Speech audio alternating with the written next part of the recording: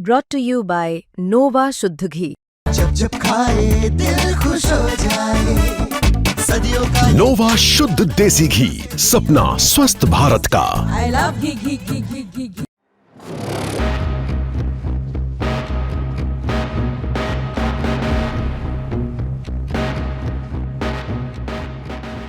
सड़क के बीचों बीच टूटी हुई एक कार और दूर से आती सायरन की आवाज। दिल्ली के लाल किले के पास हुए कार बम धमाके के बाद जिस तरह पूरे शहर में खौफ फैला, उसी तरह अब एक यूनिवर्सिटी में खामोशी पसरी है।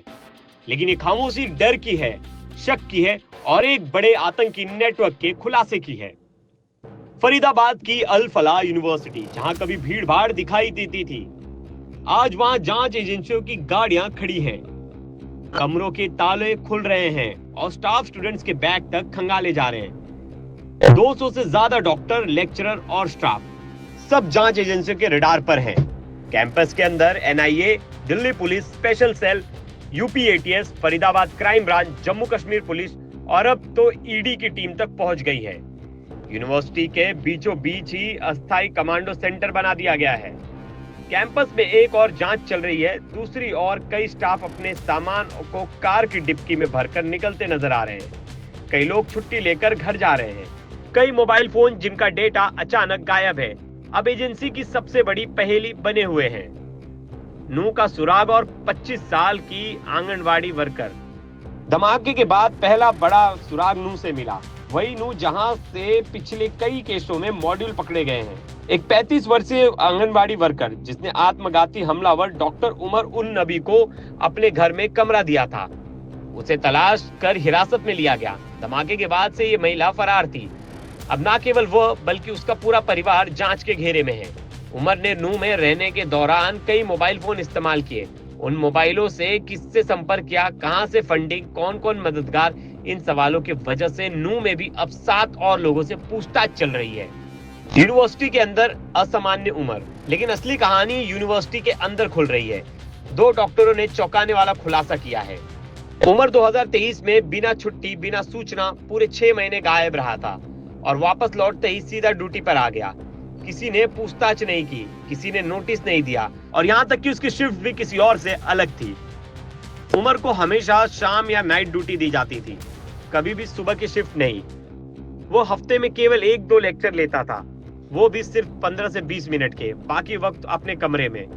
6 महीने की गायबगी, अचानक लौटना, डेटा डिलीट करना, मोबाइल फोन बदलना और अब धमाका। इन सब के बीच एक बड़ी कड़ी साफ दिखाई देने लगी है। अल फलाह अस्पताल में जहां रोजाना 200 के करीब ओपीडी मरीज आते थे, अब मरीजों की संख्या आधी से भी कम हो गई है। लोग डर रहे हैं। डॉक्टरों पर उठे शक ने अस्पताल की छवि को हिला दिया है। जांच एजेंसियों को अब शक है कि उमर को यूनिवर्सिटी के अंदर कहीं कोई हैंडलर था जो उसे कवर दे रहा था, उसे सुविधाएं दिला रहा था और उसके गायब रहने पर भी सिस्टम को चुप रहने का आदेश दे रहा था। दिल्ली धमाका जैसे ही व्हाइट कॉलर आतंकी मॉड्यूल की तरफ इशारा करने लगा, जांच की दूसरी कड़ी कश्मीर पहुंची। यही जीएमसी अनंतनाग, जहां इसी महीने डॉक्टर आदिल रातर के लॉकर से AK-47 मिली थी।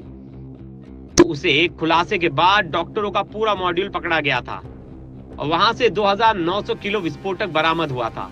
अब जीएमसी के सभी डॉक्टर और स्टाफ के लॉकरों के बड़े स्तर पर तलाशी शुरू हो गई है। जिन लॉकरों के मालिक का कोई रिकॉर्ड नहीं, उन्हें तुरंत सील कर दिया गया है।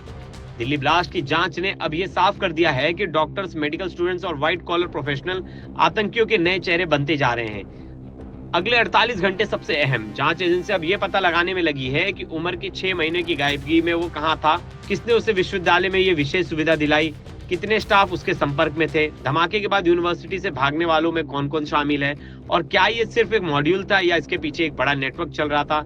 क्योंकि धमाके की गूंज सिर्फ लाल किले तक नहीं बल्कि देश की यूनिवर्सिटी, मेडिकल कॉलेज और अस्पताल तक पहुंच चुकी है। आने वाले दिनों में और भी बड़े खुलासे हो सकते हैं। शायद पहली बार आतंकवाद के खिलाफ लड़ाई में सफेद कोट भी जांच के घेरे में खड़ा दिखाई देगा। ब्यूरो रिपोर्ट, क्राइम तक।